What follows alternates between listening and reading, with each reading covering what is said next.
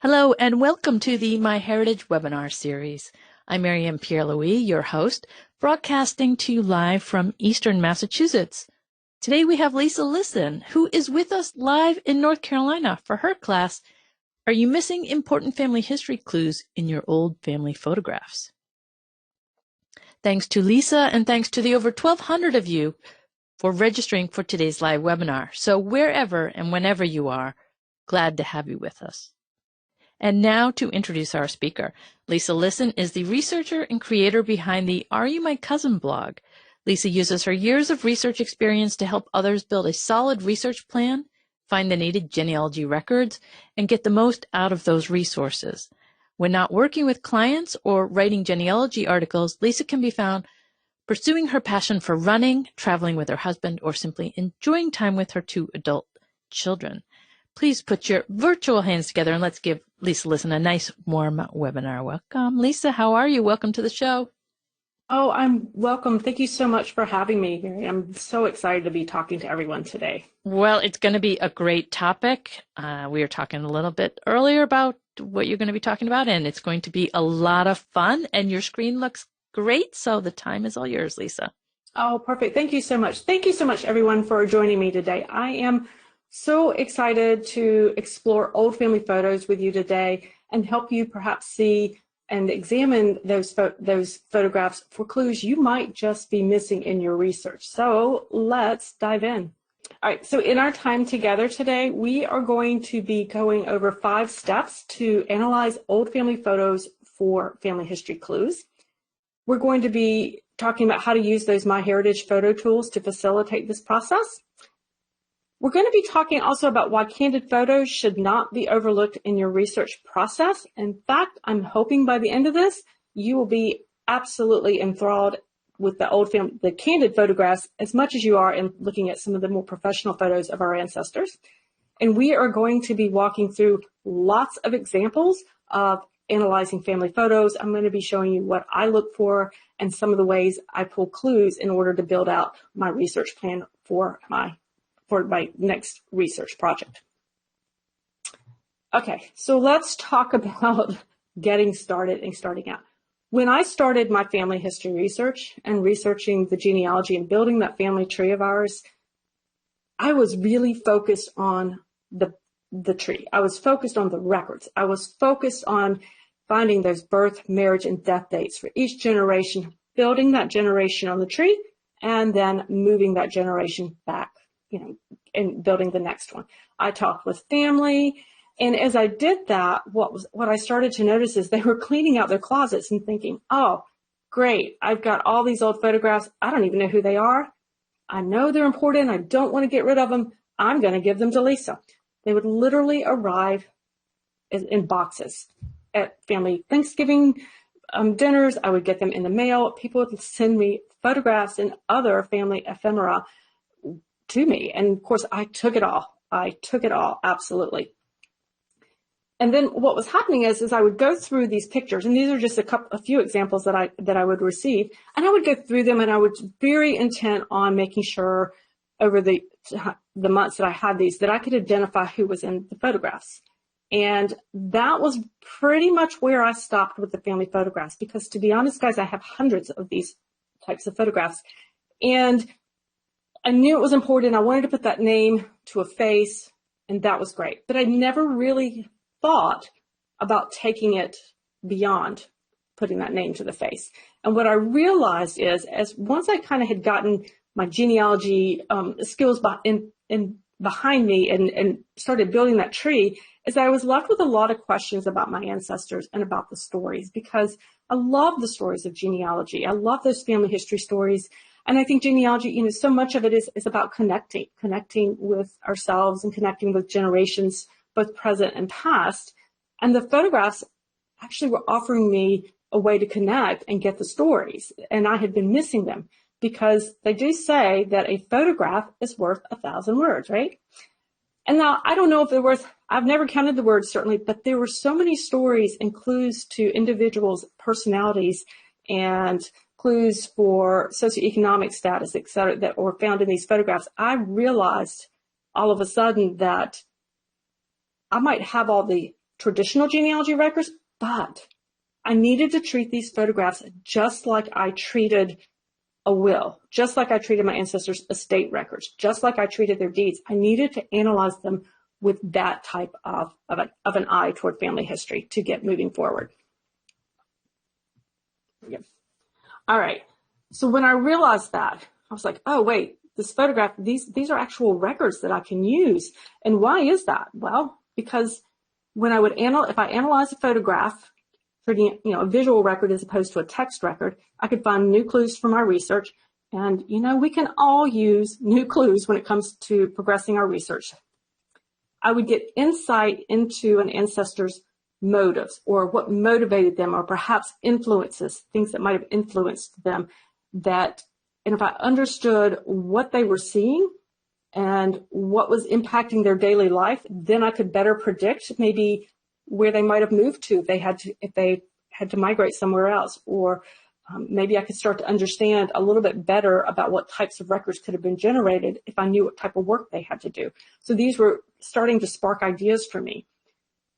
And then at the end of the day, I wanted to be able to engage other family members. So not just in sharing the family history, and certainly sharing the family history going forward, but I wanted to use these photographs, these, photographic records, so to speak, to engage other family members to start pulling maybe some oral history and stories out that maybe they just didn't remember or weren't really thinking about, because photographs were fantastic conversation starters when I'm working with older family members, when I'm maybe reaching out to people who are normally not really interested in pursuing the family history. These were a great way for me to kind of break the ice with that. All right, guys. So with that said, it's time to pull the photographs out of the box and get started on them. Now, I do go through 5 steps when it comes to working with these old family photographs. And really the first few steps are actually preparing the photographs so that I can get a good clean copy of it, so that I can really dive in and analyze it. Now, I did want to point out the photograph here of the woman with the chickens. This is I think a fabulous candid photograph. And I use this very intentionally here because I want to use these types of photographs so that we can really see them in a little more relaxed pose. So these were the types, I start really with my candid photographs when I know who they are, because I can get them in their relaxed state. I can see her doing something that she did probably every day, maybe twice a day. I'm not sure how often you had to feed the chickens. And in this particular photograph, I even was able to determine that my second great grandmother was left-handed. Really just kind of an interesting tidbit that I was able to find, and discovered that we have lots of left-handed people in the family. So it's kind of an interesting thing. All right, so let me show you how I go through this process. One of the first tips that I wanted to have you make note of, and I almost call this a pre-step, so like a 0.5 step, would be when you have family photographs, when you receive them from somebody, make note of the photo groupings, or if it's in the case of a photo album, that you understand the order that the album came in, the album pages. The reason is, let's start with that photo album. When you have a photo album, people create albums just like we scrapbooked. I know I scrapbooked for my children, and you did it in a certain order, and photos were on pages for a reason. So, oftentimes it's chronological, sometimes it's in family groupings. But it's a fantastic way. You want to preserve the order of that photo album and those pages so that you can get a sense of family grouping. So, if you see, an adult woman and an adult man, and then you have some baby pictures, you might have that natural assumption that those are the children of that man and that woman. So we want to preserve that. In the event that the photo album is damaged and that maybe it's no longer safe for that photograph to be preserved in that album, what I recommend is getting scans of each page and labeling them in order, so that then even if you have to remove the photographs from the album so that they are safe, then you're able to know, which family groupings went together. I did receive, and one of the big boxes of family photos I received was a very badly damaged photo album. And unfortunately, my family member who saved that from a house that was being cleaned out of a relative was very concerned about the photographs that were in them. These were carte de visite. There was a tintype in there. There was more cabinet cards in there as well. So quite, these were from the 1800s. And so she removed the photographs from the album for safekeeping. Unfortunately, I never saw the album in its original form, as damaged as it was. And so while the photographs are safely preserved now, I never was able to see the family groupings, and it has slowed me greatly in trying to determine who was in those photographs. So that would be my recommendation there. Sometimes you just get a box of photographs. They might be willy-nilly and just you don't have any out there, or they might be a box, but they're in little groupings. Make note of those groupings so that because they're grouped together for a reason, and you want to understand why that is. All right, so the first thing I do once I have that, I'm going to digitize those photographs. So I do obviously recommend we digitize our old family photos. First off, we want to preserve them and keep them safe, right? We don't want to risk further damage if they've suffered a lot of wear and tear. Heaven forbid something happened, a natural disaster happened, we lose photographs. We want to have them digitized and safe and kept safe that way. And obviously it makes it easy to share as well. When you scan your old family photos, you have some options here, guys. So first off, if you just have a home scanner, if you have a home office with a scanner, use a flatbed scanner, not one that you feed in, but just a flatbed scanner. Easy breezy to be able to scan those family photos there. You can also, with today's smartphones, the cell phone scanning apps are fabulous. I know originally I used to have to take a photo of a digital photo of the photo. Don't have to do that anymore. Actually, MyHeritage has the Reimagine app. And so you can actually just scan it using the Reimagine app, and it goes right into your MyHeritage photo section on your MyHeritage site. So that's a great way to go about doing that. This is, having something like that Reimagine app is fabulous, because then when you're traveling, and maybe you don't even realize it, but you have an opportunity and somebody shows you a picture, or says, oh, I found this old picture in the drawer. You want to see this? You can scan it and scan it well. You get a good scan of it right then and there. So you don't have to worry about, do I need to get it home? Do I need to go somewhere? You can do it right there. Now, here's what I want you to remember about scanning photos though. Do not feed your family photos through those automatic feeder type of scanners. You risk damaging the photograph. It could get torn, it could get stuck, it could get jammed in there. Just don't do it. I think we have too many good options, and certainly the scanning, the Reimagine app, that type of photo app is certainly a much better option for you. All right, once I get mine scanned, I'm going to upload them to MyHeritage. Now, one of the things I like to do with that is because MyHeritage has a suite of photo tools, and I'm going to walk you through those, that really help us be able to work with our photo, clean them up, get them ready in the best shape so that we can then look through them and really be able to analyze a good version of those. So let me show you. This is really quick and easy. On the MyHeritage site, you have the photo section. So you can click on the photos, and they have a nice big orange button, and I really like the orange button because it's easy to see. And you just hit upload. And then you go to this screen, and you'll be able to select the files from your computer or wherever that you wish to upload. I do like that you can import them from Google Photos as well. I think that's a very big help. You can see in the bottom right-hand corner, you can upload from Google Photos. And once you've done that, do recognize that you can upload more than one at a time, so you can upload however many, and then you can click Finish. And voila, they are there in your MyHeritage photos in your collection. So this is a great way to get them there. That's easy to do. And then you're ready to start working with them. They're waiting patiently for you to start working with them.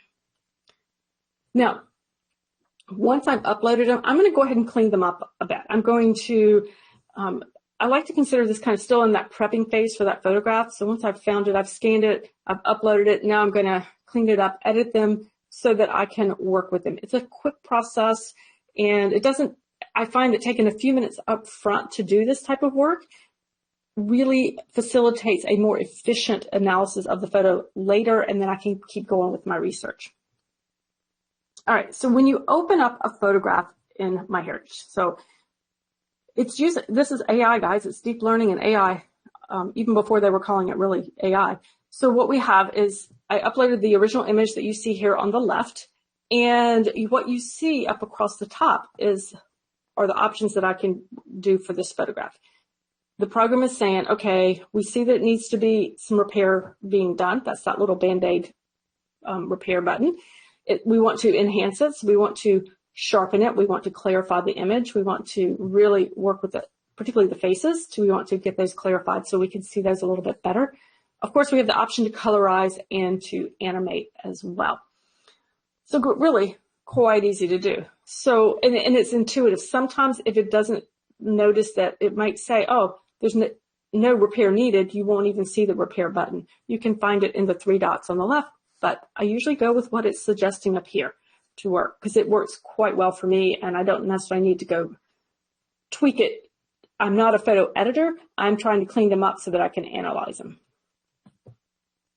All right, so when I hit repair button when I hit the repair for this photograph of these 2 women, I was really quite pleased. So what it does is it sharpened it up, and what you see is it pops out the 2 little faces down at the bottom. You see that arrow down there. So it's cleaned it up. It's really sharpened up these faces, and that's the piece that I really wanted to look at. So at this point, what I can do. Let me show you what that looks like. Oops. There we go. So when I look at that photograph, this is the younger woman standing up, and I zoom in on her, and I'm really going to take a really close look at her face. I'm looking at her facial features.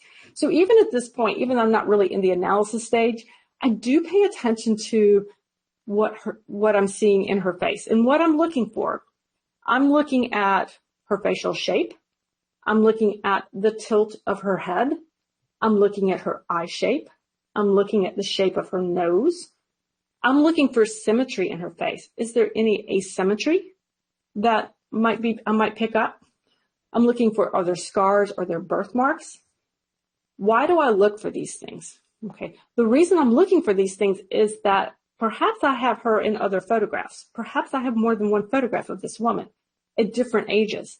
I want to be able to recognize her face well enough that I could then perhaps make a better judgment of other photographs. Could they possibly be her? The other thing I'm looking at are family characteristics. I have a lot of photographs, and I know as I was looking at the chat, as some of you were coming in before the program started, I did notice that people were talking about, they would have inherited a number of photographs from older relatives, or they would have somehow come by a number of photographs. Well, I want to know, are there some common family characteristics? Therefore, as I'm going and trying to analyze a photograph, if I'm trying to identify who's in that, I want to be able to recognize family characteristics down the road. And so I'm making note of what that facial shape is. And that indeed, actually, for this particular young woman, I was able to identify some other family members because their face shape was so close and so different from other family lines. So it really was a very helpful thing. The other thing I'm looking at in this particular close-up look, I'm looking at seeing if I can get a sense of her demeanor. Now, this is a lot less obvious, and I do recognize that, but I'm trying to get that sense because if I do see her in other photographs, I can start to get an inkling maybe of what she might have been like, a little bit of personality. We're going to talk about that a little bit further on, though. The other thing I'm going to do is you could tell with the circle there on the left, this particular photograph had some damage to it. Not horrible damage. It wasn't really severe, but it looks like it had been folded and creased, and so we were seeing some damage. When I hit the repair button, I call it its magic. It does its work, and it takes out, as you can see there, in the repaired photo, it takes that out. And so it has repaired the photograph. So I have a nice clean version of it as well. So these tools work really well with this kind of thing. I will say I do repair on a lot of my photos. If it's a really bad gouge in a photograph, sometimes I won't get as clean a repair, but that just makes sense because if the larger the tear, the harder it is to actually repair it. Now, the other thing that I do when I'm working with the photographs is I do colorize my photos. Now, this is a personal preference of mine. I choose to work and do all my analysis with a photograph in the original format. So if the photograph was black and white or if it was sepia tone, I like to repair it. I like to go ahead and enhance it. And I like to really do my analysis, and we'll walk through that in just a moment, on that original format. I do colorize it afterwards, or maybe I'll colorize and just put that one away for a while. Again, personal preference, but I want to see the original. I want to make my initial impressions off that original. I don't want to be swayed and perhaps influenced to see something that in a different light because it was colorized. And again, I don't have any real basis for that other than that's just how I have developed my working process, and I find it works really well for me. I do like to colorize my photographs because, one, it's fun. Come on, it's fun to colorize our old family photos, right? But it's also, these old color photos, it's a great way to share the photograph and to get family members talking. So if you've got somebody who's, again, not as in tune with family history, not really finding it as pertinent to them, but they may be able to engage in a colorized version as opposed to all those old black and white photos that were in the closet. So I do like to do that as well. You can choose to animate. I typically don't. I think it's a great way to animate the photographs, and it can really help some of the younger generations really interact with the photo, I think. But I tend to like them in still. Again, just personal preference, but it's a fabulous feature to be able to do that. Here's another example of colorizing those. So this photograph, as you can see on the left, was originally a color photograph. One of those, this one was actually, I know it says it was dates in the 80s. I think it was actually early 70s when this one was taken, but it was obviously one of those that the color just fades, and we're losing the coloring there. So when I did colorize, I restored the colors for this one, and I thought, cleaned up beautifully, that one on the right. I will never say that my ancestors were fabulous photographers, so they are not necessarily fabulous photographers, but I thought it did a great job cleaning up those colors, brightening them back up, restoring them to that original color. And for me, I was really able, the face, I love this gentleman's face. This is my great-great-grandfather. But when I did this, all of a sudden, this was my dad looking back at me because it cleaned up the features and I could see it so much better. I was able to connect to the photo in a different way. All right, so now let's talk dating this old family photograph. Okay, this is always a big one for people. Now, when you date an old family photograph, this is kind of like being able to solve a huge piece in a historic puzzle. I love jigsaw puzzles, and I can work and work and work on a section of a puzzle. Dating that photo, when I'm trying to analyze it, is like putting that last piece in the puzzle or a big chunk of the puzzle together. And so I start to see, once I can date it, I understand more what the picture is going to look like, more what that story is going to be with that. And MyHeritage came out with the Photo Dater tool, which I was thrilled about. I first heard about it last year at the previous Roots Tech, and I was just waiting there like, it's coming. And I was asking, like, have you heard? Because I was so excited about it, and it's here. So it's here. And now we're going to walk through some of this and show you how I use it and what I do with it. So you're going to love this. All right. Photo tool. When you upload your photos to MyHeritage, it will automatically do this. So you saw that, remember, in the library of my photos. Okay. When you open up that photo, it will automatically give you an estimated date. Now, there is a little bit of time. So if you upload and then immediately open that photograph to look to see if it's giving you an estimated date, it can take a little bit of time. It has to work its way through the process. So, but you don't have to push a button or anything. It'll show up for you there. And in this case, it gave me an estimated date of 1908. So it has used its AI powers. It is looking at it, it is making decisions and estimations on the date of 1908. Well, in fact, this particular photograph, when I had dated it on my own, the old-fashioned way, the manual way previously, so I had dated it into 1910 or 1911 in that time period. So I was thrilled to get a 1908. I'm like, yes, this thing is awesome. And had I not even known where to start, it's a great place to start. When you get an estimated date like that, what you can do is click on that estimated date. So just click on that little bubble. And what it does is it gives you the estimate. It tells you a little bit more about what it's saying. In this case, what it's telling me is that the program says we have a 93% confidence level that the date of 1908 is correct and within an average era of 5 years. And so it's right on the money when it comes to my ancestor.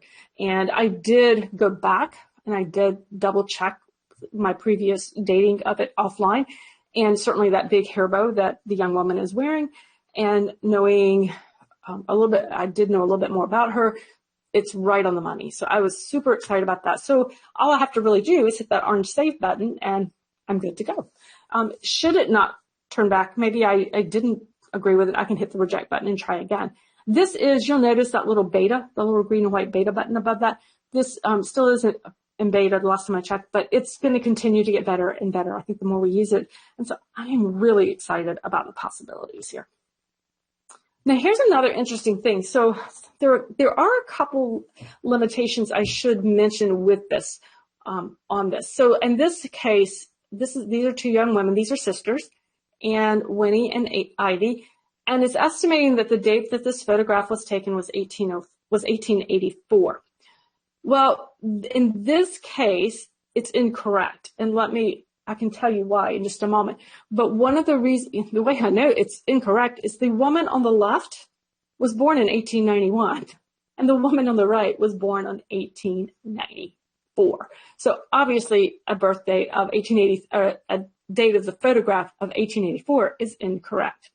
So this is where we have to make sure, just like we don't ever accept some, information into our family trees that we create unless we verify it, we want to make sure we're verifying what the information is. But if I click on that bubble, because immediately that date was a little suspicious to me, there's only a 79% confidence rate that they're within 6 years of that date. So it's telling me, hey, this one's a little tougher. We're having a harder time getting, a really high confidence level on this. The other thing that it makes me think about these young women, they are not really dressed in styles that are of their modern time. They're young women. They are likely in their, in fact, the young woman on the left actually has a wedding ring on when I did blow that one up. So she actually has a wedding ring on, and so I know that she's in her early 20s at this point. And so that gives me an idea, but their clothing style is not necessarily of their time. So she's in 1891 and she's, go 20 years later, or so. So we're looking at her and recognizing the fact that, they're not really necessarily clothing style, hairstyle. Their hairstyle is a little more into the early 1900s. Clothing style, it's probably style-wise lagging a little bit behind. They were from a rural farming family. They did not have a lot of money. They also didn't live where you could really had a lot of options for going shopping when it came to buying clothes. So likely, they would have made their clothes anyway, but they didn't always have a lot of extras around. So you have to consider that maybe, part of the dating issue is the clothing style and what their lifestyle was about. It gives me a little bit more information about these two young women. Back to the 79%. The other thing that I did notice in this particular photograph, and again, these are just things that kind of come up as I go, looking at the way they are positioned with the hands crossed on the one on the left, the woman on the right, looks like she's actually holding something, which I thought was interesting. I've yet to figure out what it was, but it does look like she was holding something. Now, another interesting thing if you're trying to date a photograph here, it sometimes will not return an estimate here. So if you do not see anything ever show up there, it just means for whatever reason, it does not have enough information that it can provide you with an estimated date for that photograph. Now, it does have to have a person or a face in the photograph. So it doesn't, if you upload a photograph of this scenery, it's not going to give you a date. If you upload a photograph of of a tombstone, it's not going to give you the estimated date. It needs a person in there. But in this case, I think he's too small a portion of this particular photograph that so it's not giving me a good, it's not getting a good read for the time and date, the date that it could have been taken. That means, guys, again, we have to use our skills. We have to use our photo identification skills and make sure that we are up to date on that so that we can then proceed dating him through things such as the type of photo that we're having. In this case, while you can't tell this online, it is a cabinet card. We can look at his clothing. We can look at the style of his coat, his jacket, his hat. We could potentially get a look at.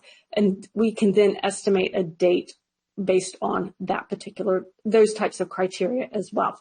So sometimes we just have to go back to the old-fashioned way if the program is not able to give us a date, and that's perfectly okay. I think it keeps us fresh and it keeps us making sure that we're accurate with our dating as well. So at the end of the day, we want to get a date. And if you can't get a specific date, I'm actually okay with that. Just getting a date range can be so helpful when it comes to identifying if it's somebody you don't know who it is.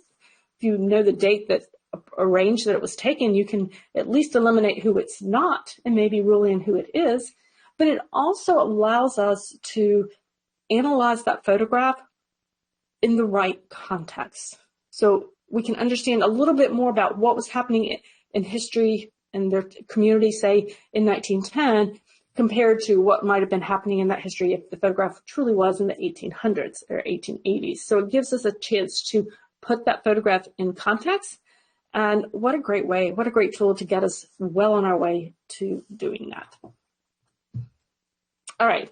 All of that was really prepping this photograph so I can dive, and you can deep dive into analyzing these photographs for clues, because we have so many fabulous clues to look at. All right. When I'm looking at clues, guys, we're going to cover it all. We're going to cover, everything to see if we can figure out what the person is interested in. We're going to be looking at who are they sitting with, their poses. We're going to look at jewelry. We're going to look at personalities. We're going to look at work. We're going to look at their play. You name it, we've got it. Okay, back to this particular photograph with the two sisters here.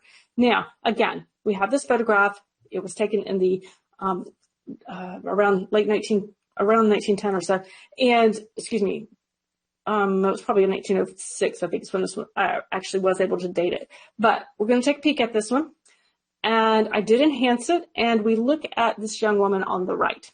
I was really intrigued with her. I was intrigued with both of them, but one of the first things that I notice here is that there is asymmetry in her face. Look at her eyes. She has these beautiful eyes, and they're light colored, the best we can tell in this black and white photo, but there's an asymmetry in her eyes. One looks higher than the other, and she's got this little head tilt there as well. In fact, when I look at that head tilt, and then I go and I look at, let me grab my pointer real quick. And then I go and look at her here, I actually see a little asymmetry in her shoulder height, which I thought was a little interesting, which could indicate some postural issues going on. But what that tells me is that I see that in her. I see it somewhat in her sister sitting to her right, or the woman on the left. So I see that. Why is that important?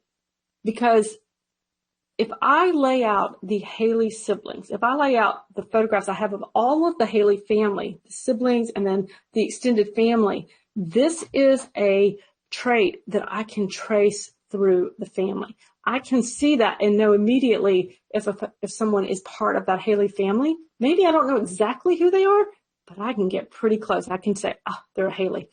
I was actually able to use it because it was so much focused on the women. I see it so much more in the women than the men. And then I discovered it in the next generation back and was able to connect it to this young woman's mother and to her sister. So we were actually able to trace where this particular trait, the line that it was running through. And I was able to now, when I look at photographs, I know what side of the family somebody is from just by looking at the eyes and the facial asymmetry. All right, let's take a look at this couple here. This photograph, it's a couple. It's an elderly couple standing on the front porch, right? Well, there is, but there is so much in this particular photo. So the gentleman on the left, his name is Joseph Merritt Talbot. The woman on the right is Rosa Bowen. These are my great-great-grandparents. And on the surface, again, just an elderly couple hanging out on their front porch, right? Well, now that I did go ahead and I did go in, I did enhance it and using MyHeritage, and then I started looking at it. And the first thing I really want to look at is these two individuals that are here. I'm looking at their pose. I'm looking at them sitting on this front or standing on this front porch, and I'm looking at their pose. Kind of not unusual, really, when you think about an older couple. You know, they look a little like, I'm not so sure about this photo thing being taken, but okay, I'll do this. I'm looking at their clothing. This is a farming family. This gentleman was a farmer his entire life, and he's southern rural Virginia farmer. And so to be wearing a three-piece suit is a little unusual. So he's dressed up for an occasion. I don't know the exact occasion that this particular photo was done. I do know it was taken in around 1940, 40-ish. And so it's kind of interesting. The family's probably been over. They're taking a photograph of that. She's wearing kind of a typical, just a typical house dress for an older woman in the 1940s. Obviously she's elderly and a bit infirmed. And I'm looking at their postures. And when you look at him, he's very straight. He's got a very upright posture. His shoulder height are level. He's got, he looks really solid, quite frankly. You know, he's got this posture that's very stiff and very upright. And I can spot him in this posture. I can spot him in the back of any photograph now because I'm so familiar with what his posture looks like when he stands. And so he always has his head just like that. He's very even with that. And of course the mustache helps as well. So compare that to Rosa on the right. Let's take a look at Rosa here. Now, when you look at this pose, okay, they're standing there.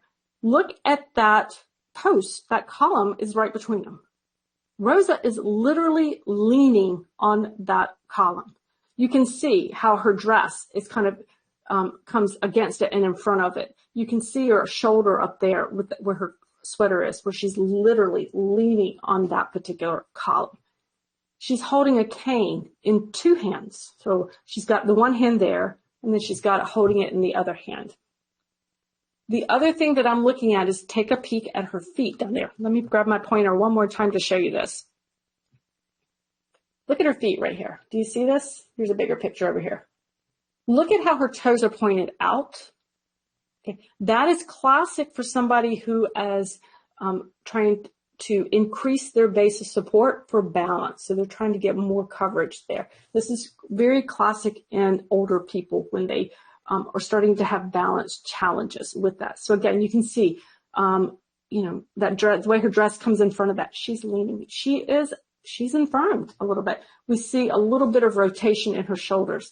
Now guys, part of me, you're probably going, Lisa, how in the world are you picking that up? Well, part of it is, guys, I do have a background in physical therapy, so I'm used to looking at postures, but you don't have to be a therapist to see that in her. You can see, I wish I could see her eyes a little bit better, but she's basically standing there being held up by a pole and hoping she doesn't fall over.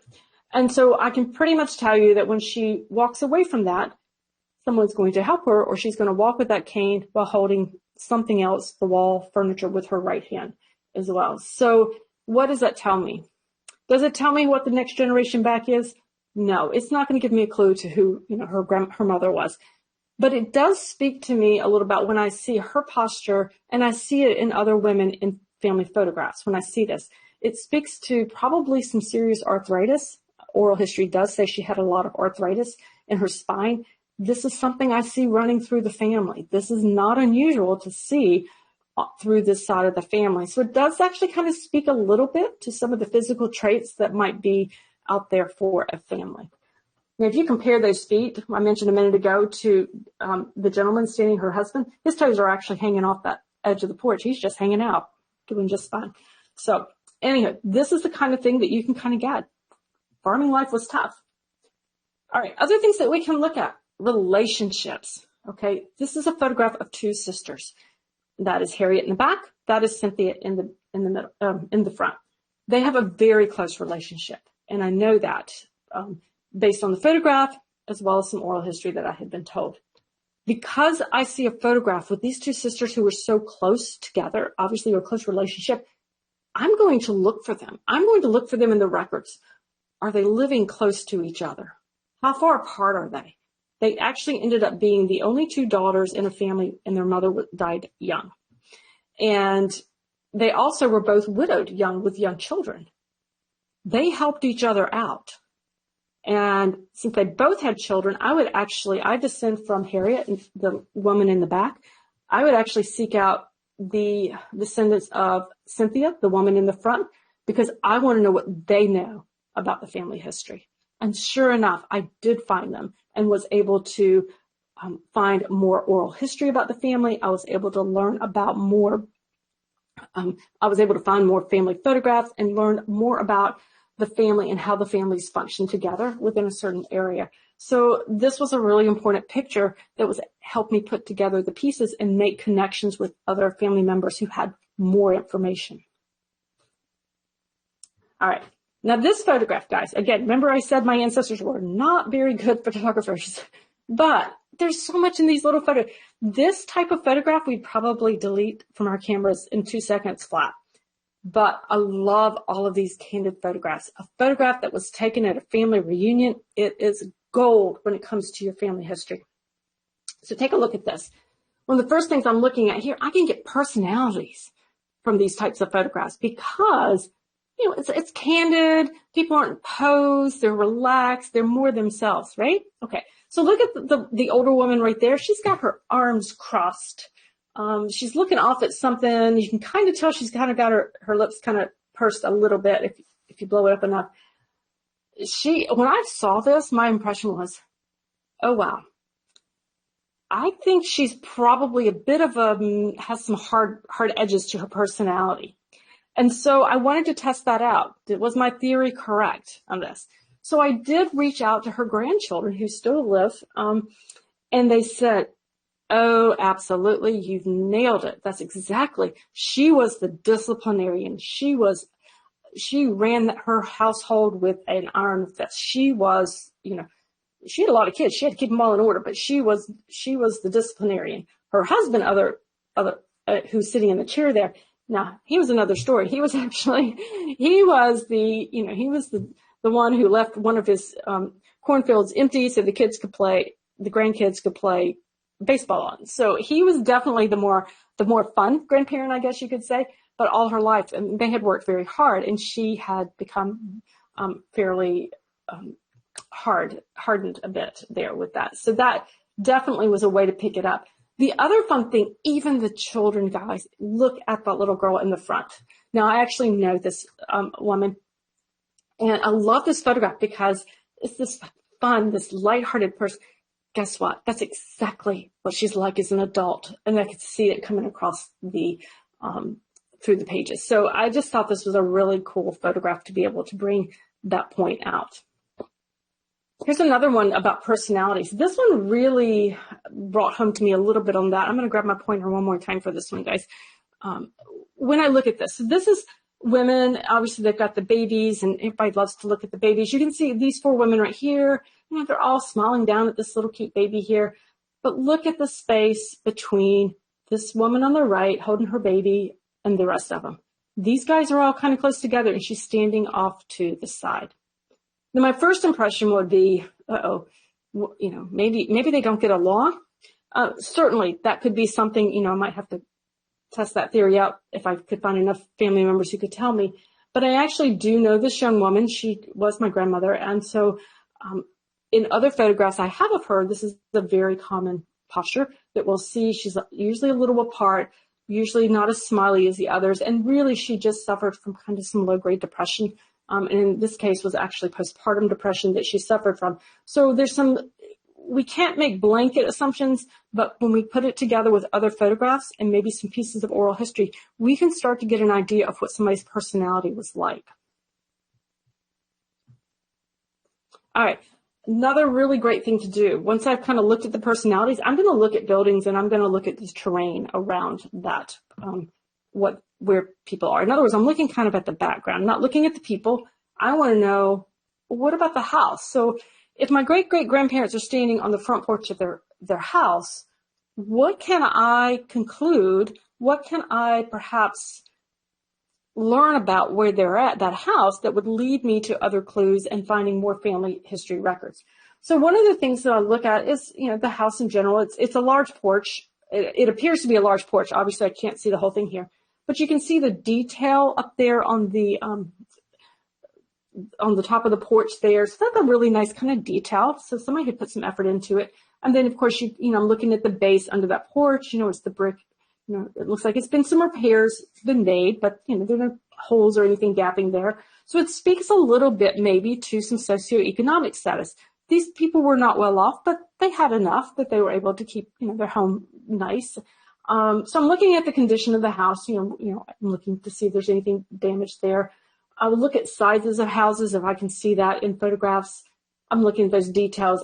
I will even look to see if there are any electrical lines coming to a house. When you're looking at rural housing, oftentimes if they are way out, even though, they may be too far out, they may not have run the electrical lines out at that point. So we never quite know when that happens. So here's another photograph too. Again, I'm looking at the size of this house. This is actually the same house that we just looked at. And I can see, wow, look at that beautiful wraparound porch. Okay. Same house. I'm looking at, again, size and condition. And if I'm seeing them in front of a house like this, I'm probably going to go ahead and look. Is there a deed for this house? Are there property records for this house? Are there tax records for this house that could help me place them? When did they buy this house? Who did they buy it from? And so it would give me an interesting look into their socioeconomics, as well as perhaps point me in other records as to I would hopefully find tax records, or again, find that deed, so I could put them in that particular location at a specific time. So that's how I'm going to use that picture and take it forward. And here's another house. This is an interesting thing. This is actually the house where my father was born. It is a log cabin. And one of the things that I would notice here is that the style of the log cabin, it's actually very different than the types of log cabins I would see, say, in eastern North Carolina. I live in North Carolina. So this is a very different style. So this can actually place this particular photo in Southern Virginia. I'm also looking at the yard there. Everything looks very flat in this particular area. So that's an interesting, I usually make note of that terrain, that, okay, it's flat. I'm going to I can see a car in the edge over there. I like to look to see if there are automobiles. Sometimes I can pick them up, sometimes I can't. I like to look at the types of trees that were perhaps there, that particular tree hanging over the top there on the back end of that arrow. We can't tell what it is because just the quality of the photograph. But when I put this photograph and ask family members, I do understand that it's a black walnut tree, which can actually place things. When you're looking at foliage, it can place a picture in a particular area. Here's another house that I'm going to look at. So this is an interesting one. When I first saw this photograph, I do know who this family is. This photograph was taken in 1916. We know that based on the baby's age there. And so we do know when the photograph was taken. Obviously, it was a very damaged photograph. It's actually a copy of a very damaged photograph. But there's still a lot that I can get in this house. First up, as I look at the people, one of the things I notice is that it looks like a gathering of the family, and we have the older woman on the right-hand side. But there is no one there that would appear to be her husband. So she was a widow. This is a very large house. My first instinct is to think, this has got to be a home place. And they've all come back to the home place for whatever the occasion is. All right, that's going to lead me to look, okay, if I'm looking at a home place, that's going to lead me to look for deeds and tax records. I'm looking at the house here. What kind of condition is it in? You can see the curtains on the second floor windows, and they're nicely tied back, and very, very symmetrically, nicely tied back. Speaks a little bit to the housekeeping that I'm seeing there. I'm not quite sure what to make of all the foliage and that viney thing across the front of the house. It might be what's known as a wisteria vine. I'm not really sure. It tends to cover a lot. I'm not really sure what to make of that. But one of the things I want to do is go up a little bit, look a little higher. Whoops, sorry, I went too far. And what I'm going to see here is I'm looking at that roof. Again, I want to see what condition this house is in. And so what I'm seeing is a roof that is in good repair. And I'm looking at that chimney over there, and that chimney looks in good repair. I realize the photo's kind of blown out, but the bricklaying is very symmetrical. And so it doesn't look like it's like collapsed over time or sunk over time. So that tells me that, hey, I think this house is being well kept. And so it speaks a little bit, again, I don't think this family had a lot. They were not wealthy, but they had some means or some help from somewhere that would absolutely allow them to have that. Now, one thing that I would notice, I am going to go back one here. When I look at this house, I'm looking at a home place. I'm looking at what looks to be a wooded lot, early 1900s. And this house has obviously been there for a while. One of the things beyond deeds that I'm looking for, could there potentially be a family cemetery on this land? I want to pull those deeds because I want to see how big the land is, see if there are other family members in, and could there potentially be a family cemetery? That would be very common for this area that I researched. And so that would be another piece of the puzzle that I would look for. Okay, again, let's continue talking about those backgrounds that we're going to look at when it comes to that. Again, we've looked at, if it was taken on the porch, we're looking at the buildings there. But what about looking a little behind that? So this photograph that's right here had some damage to it that I was never really able to clean up. But when we look at it, there's a gentleman in the middle. That is actually, that is my ancestor, I believe. This gentleman right here. Okay. These guys are farmers. And I'm looking at these farmers and I'm thinking, that's an interesting photo. And I just went right on past it for many years. But then when I back up and look at it, I'm like, what was farming like? Farming was hard for my ancestors. I'm sure for a lot of ancestors. I was like, I don't know anything about farming. And so what I realized when I started looking at those haystacks back there, so they're bringing in the hay. I'm looking at the farming equipment. This does not look easy. And I'm looking at the shape of the haystacks and I thought, that looks different from haystacks I see in other parts of the state, in other parts of the country that I've gone to. And I thought that is a way to identify sometimes where a photograph was taken, perhaps, and where ancestors may have been when you find a photograph, of the farming. They're working the farm. How they did things in one part of the country may be very different. How they created the haystacks may have been very different in one part of the country compared to another. And that can be a clue and can give you some ideas on perhaps placing photographs, placing your ancestors in locations that then you could then continue to research out. Other things that I find interesting, again, looking a lot at farming, thinking, weather. Oh my gosh, they took a photograph in the snow and there's the barns back there. And I remember hearing stories about needing, to go milk the cow. You have to milk the cows, whether it's sunny out or snowing out. And I thought, I don't always think about weather and how the weather may have impacted my ancestors. I don't know if you've thought about that, regardless of whether, that maybe they were fishermen. Certainly the weather would play a large part in that type of thing. But when you look at the photograph, it's like, wow, farming was hard. I started to get a really good appreciation for what that might have been like when I look at the weather. And again, of course, the gentleman on the right, that is the gentleman from that front porch. That is Joseph Talbot. We can see that, again, that hat, that posture that we see. I can spot it a mile away. When I look in the background, I can look. Do you guys see the car in that picture on the right? There's a car here. Now, I don't know what kind it is. I have not done the research into that, but I could research into the car. But that actually tells me he's got outbuildings here. There's a wagon here that I'm sure is being used on the farm. There's a car. Again, tells me that they're doing relatively okay in this time period for their for keeping things going and keeping the farm going. So it does tell me a little bit about them at that point. All right, you gotta love a background. You gotta love a picture of a baby, cute baby, right? Sometimes that's really the reason they took a picture, was the baby was cute. There's nothing wrong with that. We do that today. But let's take a look at the background of this baby. When I had this photo, I cleaned it up, I digitized it, cleaned it up, and enhanced it. And look what I found that I never knew was there. There is another person in the background, and not only one person, there are two people in the background. Turns out that gentleman is one of my ancestors, like my second great grandfather. And the gentleman on the left, well, I can't see him based on the location of this particular photo, I know who the baby is. So based on this location, I actually think it's the baby's father. So by cleaning it up, I actually discovered more ancestors than I ever, and I didn't realize I had photographs. So that was a really nice thing to look at and discover in the process.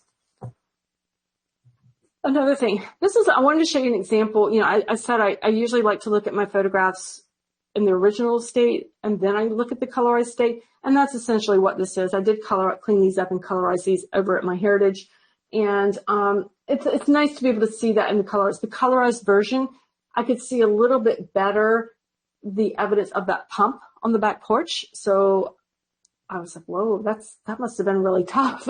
You had your water from the back porch. You see there are no electrical lines to this house.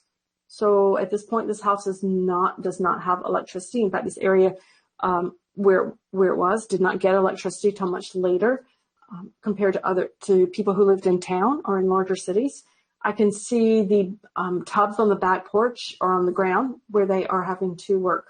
Likely did some of their housework. The women did some of their housework. So it just gives me another view of what life might have been like for them.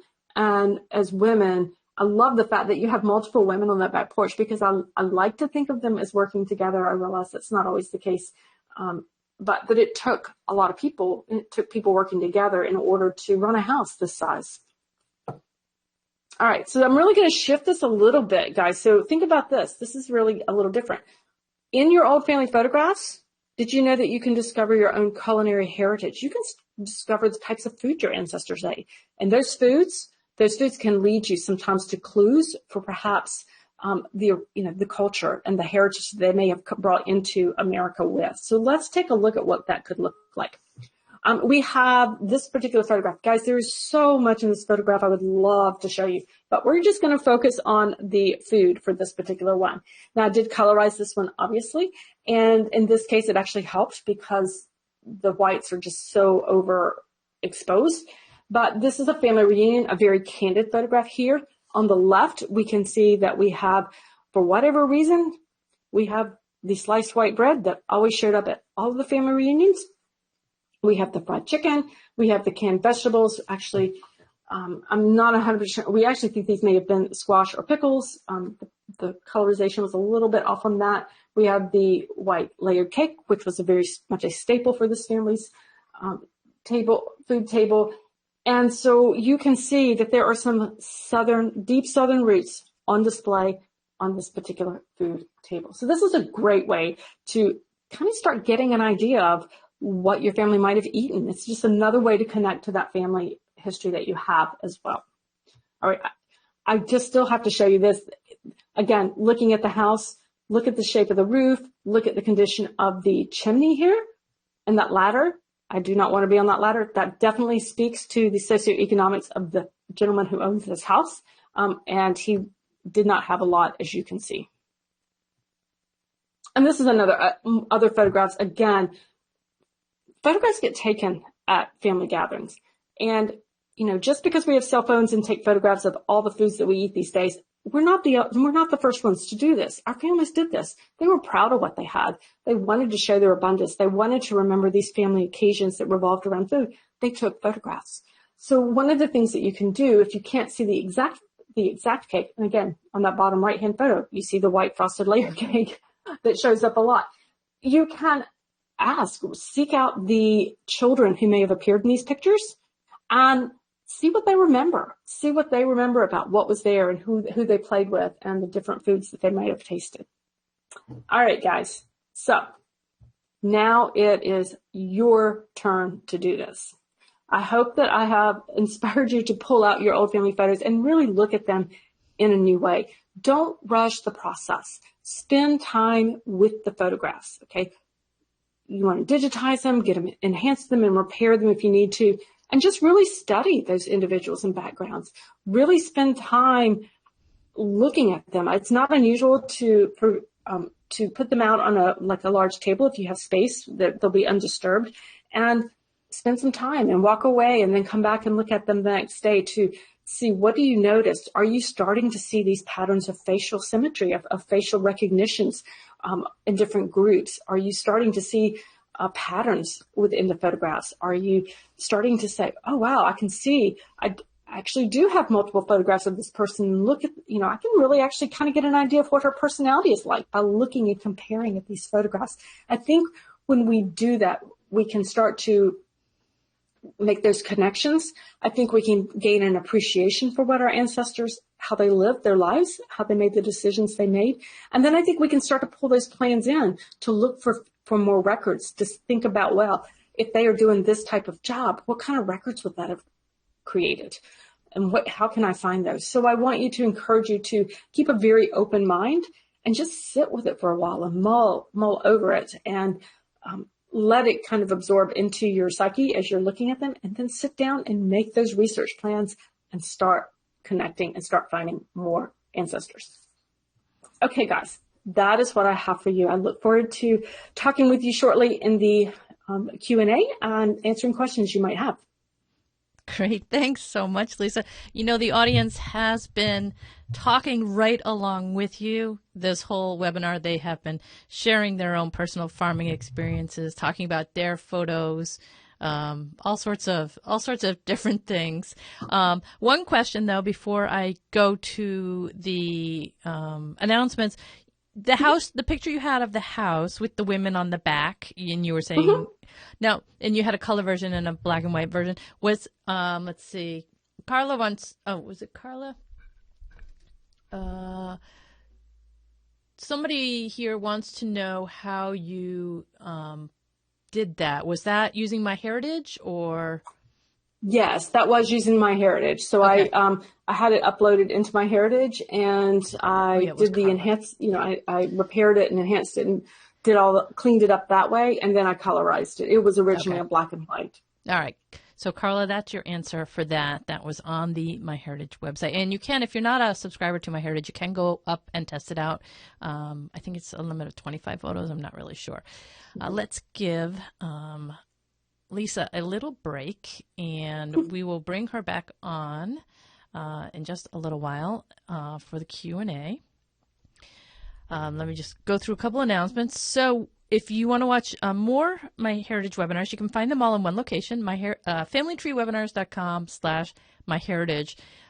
So here's a recent one by Sharon Monson about, this was about California naturalization records. And then Mike Mansfield had a webinar on the newly released 1931 Canada Census. Rhonda Laritzin was here talking about using MyHeritage to tell the stories of buildings. So Lisa kind of touched on using buildings and photographs today, and maybe that webinar might give you even more thoughts about houses, because that's a deep dive onto houses. And Lisa also has some events, some videos and such in the library, and so you can see them all here: Pocket App and Google Keep and Pinterest, and organize your bookmarks in Google Chrome. So go to familytreewebinars.com. That should actually say Lisa Listen, not Listen. So that's a typo. I'm sorry. So make sure that if you go direct, make it Lisa Listen, or else you could just go to the website and pop her name into the search box, and you'll get to her that way too. Our next MyHeritage webinar is coming up on Tuesday, November 14th, so just about 2 weeks away. And that'll be by Uri Gonen, and he'll be talking about new updates on your MyHeritage family tree. So be sure to bookmark that or to register if you haven't done that already. All right, we need to get to our door prizes. Our first door prize is a 1-year MyHeritage complete plan. Now, this complete plan will allow you to do all this stuff that Lisa's been talking about today: uploading photos, colorizing photos, enhancing photos, fixing photos, and dating photos. So with your MyHeritage complete plan, you won't be limited by how many that you can upload. And in addition to that, because there's so much more at MyHeritage, you have the unlimited family tree that you can build, and then you also have access to 19 billion historical records. So that's all the birth, marriage, and death records, census, military, immigration, newspapers, yearbooks, all that stuff. So it opens the doors to everything. All right, let's go over here to our live audience, and I'm going to just scroll down, and that is going to go to Catherine Roundtree. So congratulations, Catherine. I will be sending you an email immediately after the webinar because I do need to get some information from you, so that they can apply this subscription to you. So be on the lookout shortly after the webinar concludes for that email. All right, our next door prize is a MyHeritage DNA test kit. And I think most people by now pretty much know about the DNA. So there's two sides to the DNA. One side reveals your ethnicity, lets you know if you're Irish or Italian or Jewish or Ghanaian or whatever, and then the other side actually matches you to your DNA cousins, to real live people, and that's always very fun to see.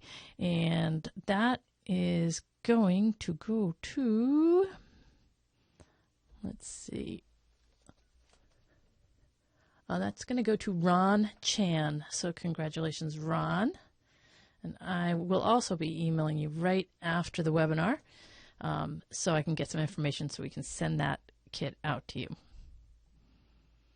All right, and now we will bring Lisa back on for the questions. And I have, let's see, a couple questions stored in my head. Okay, so the first item to address is Esther Richardson and unknown.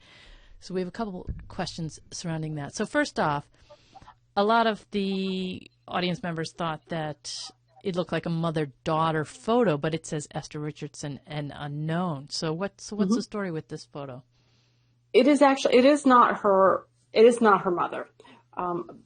Because I know who her mother is, and I do have other photos of her mother on that. So I do know that's not. I actually think that it is one of her Richardson cousins, because it did come to me in a box that had a number of unknown individuals, but they had very similar kind of facial features. They look like family, basically. And I think they may have been some of her, I think it was probably one of her older cousins that she may have been close to. Okay.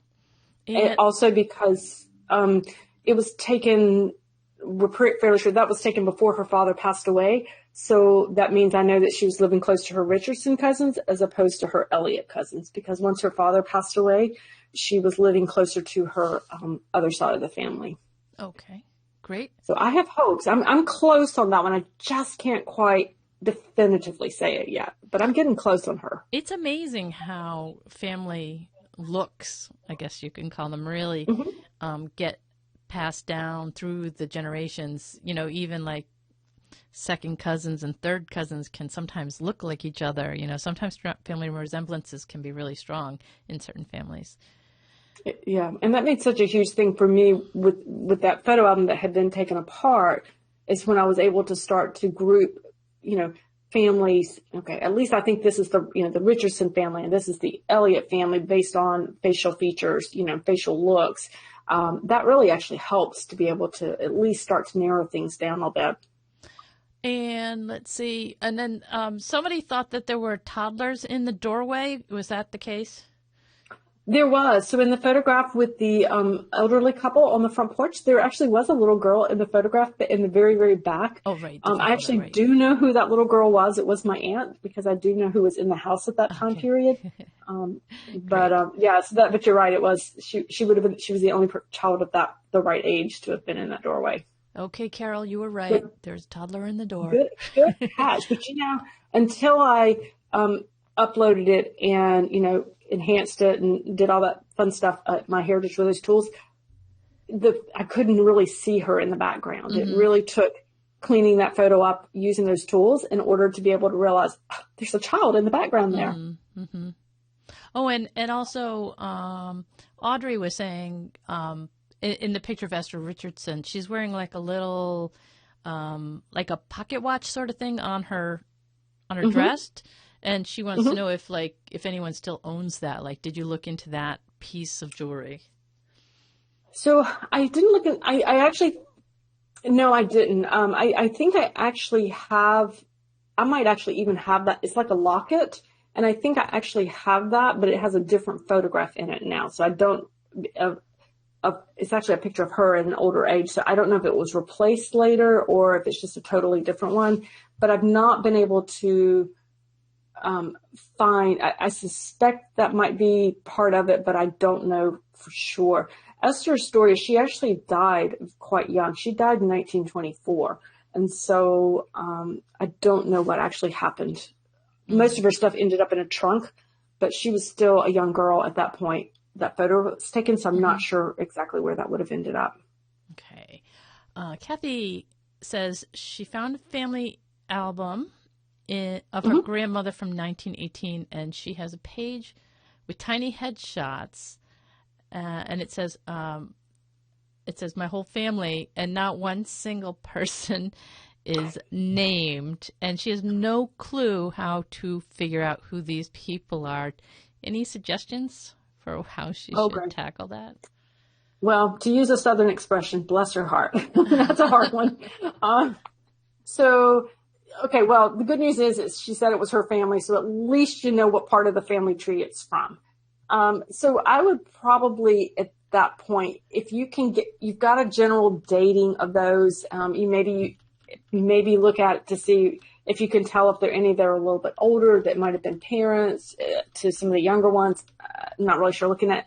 Then part of what I would do is I would, get scans of those. I would look for those I would go into your family tree and see if you can find photographs for that family. So like if they might appear in somebody else's family tree, I would look at other researchers researching your family line to see if they have any possible photographs of your ancestors and to see of their ancestors, to see if there's any resemblance, to see if you see any duplicates.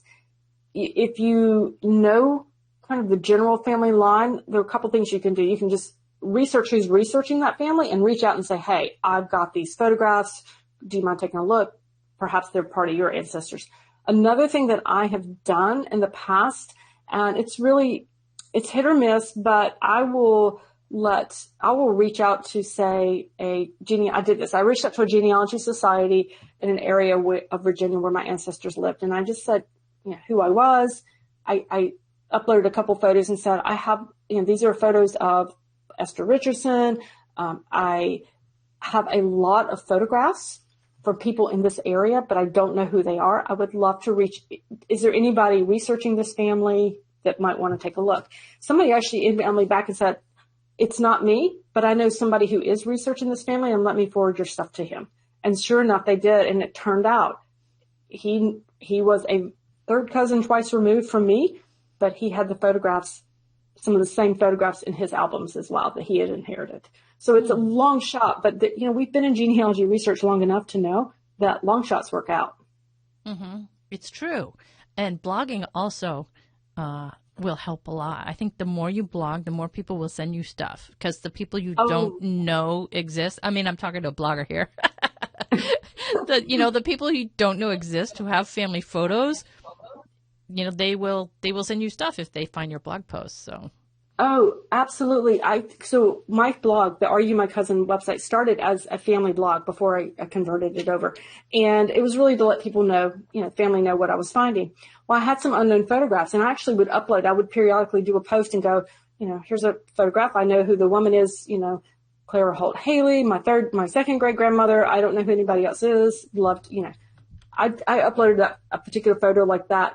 5 months later, I get an email that says, and it was an anonymous comment, excuse me. He said, that's my grandmother and that's my living room when I was a child. So I tried again and I said, oh, thank you so much to this anonymous commenter. I'm going to try again. Here's another picture taken the same day. Could you help me out with this one? And at that point, he did identify himself. And it turned out he was a first cousin to my father. Wow. And we conversed back and forth. And because of that photograph on a blog that just had to get somebody's right eyes on it, I was able to take my father to his first family reunion in 60 years. Wow. Yeah, see, You never know. there are so many good stories that come from blogging. I had somebody send me a family Bible once because Oh, wow. they researched the people in the Bible and they came to my blog and then they contacted me and said, "Do you want it?" And I gave them my address and they sent it. Yep. Yeah. Oh, wow. It's so great. That's fabulous. Yeah. Oh, I'm a big proponent of blogging. Yeah. Obviously because I blog, but the more eyes, when you have some of these unknown photographs and you're really stuck, think about this. The more eyes you can get on those photographs, the better chance you have of getting them identified. Absolutely. So sometimes it's just a matter of getting enough eyes, whether it's on your family, if you have your family tree on MyHeritage, or if you are blogging, or if you're just sharing them with other research, you find other researchers in similar lines and say, hey, do you mind taking a look at these to see, do you recognize anybody? That's another way to do it as well. I have a group photo like Kathy was talking about, except I know who the people are. I just don't know which person is which because it's a really big family. All right, let's see here. Marlene, this is kind of the flip side of the equation. Marlene asks, how can you get family to send you photos? That's my biggest problem.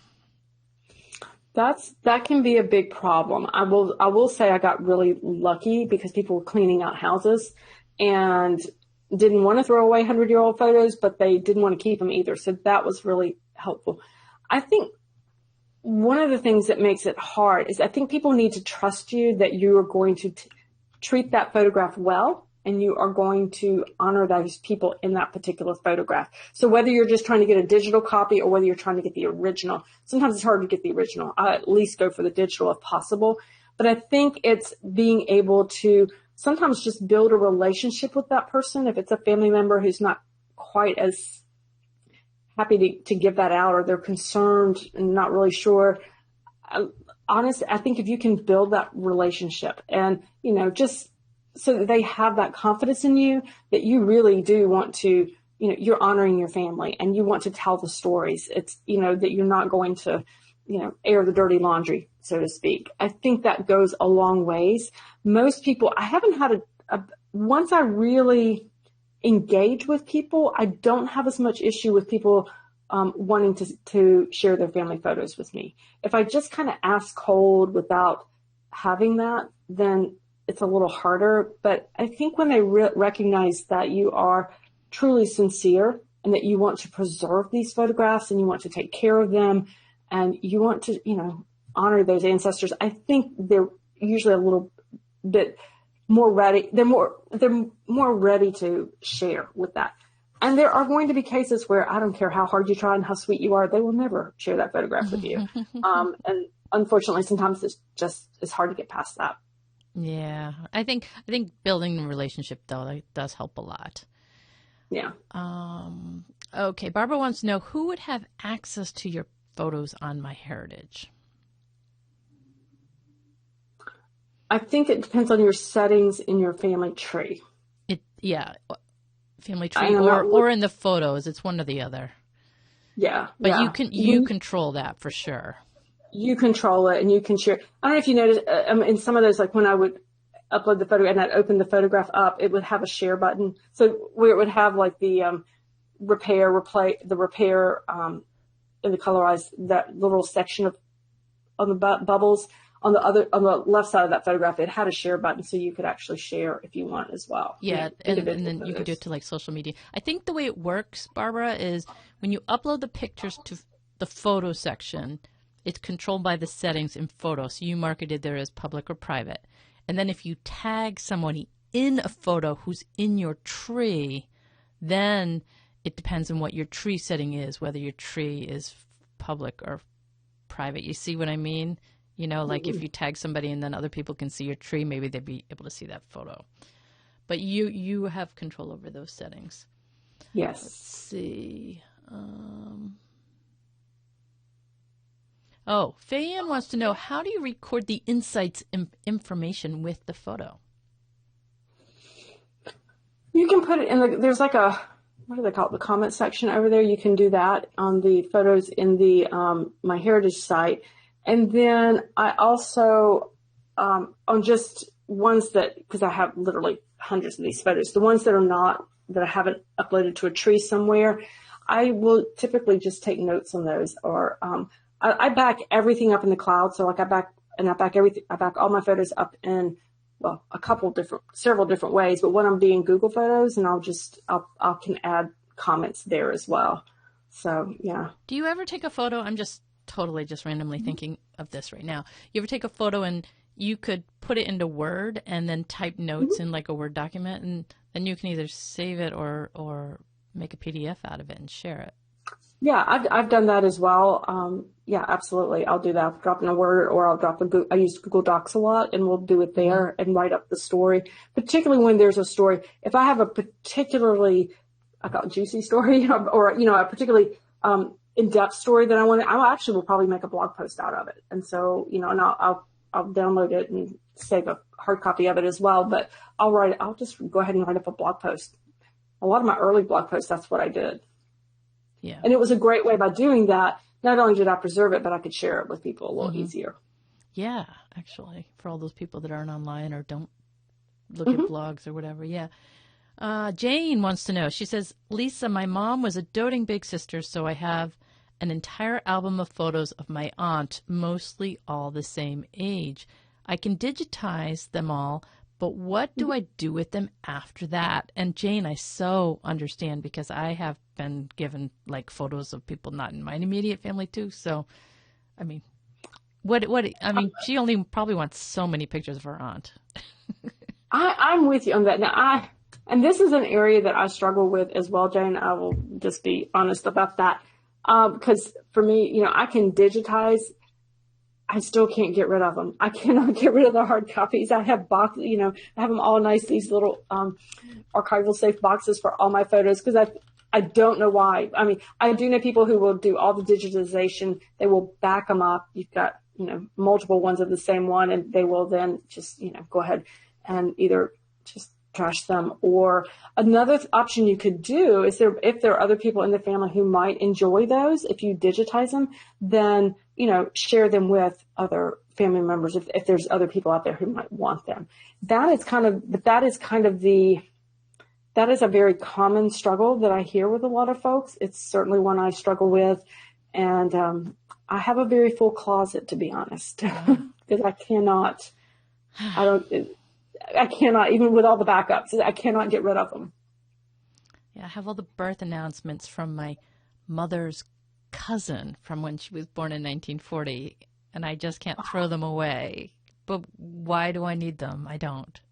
See, I'm the same way. Now, that I could actually probably, once I took it, digitized it, once I saved it and, the family tree and all the places, that I could probably let go. But it's an actual photograph. I don't know. It's just something in my psyche that will not let me let go of that.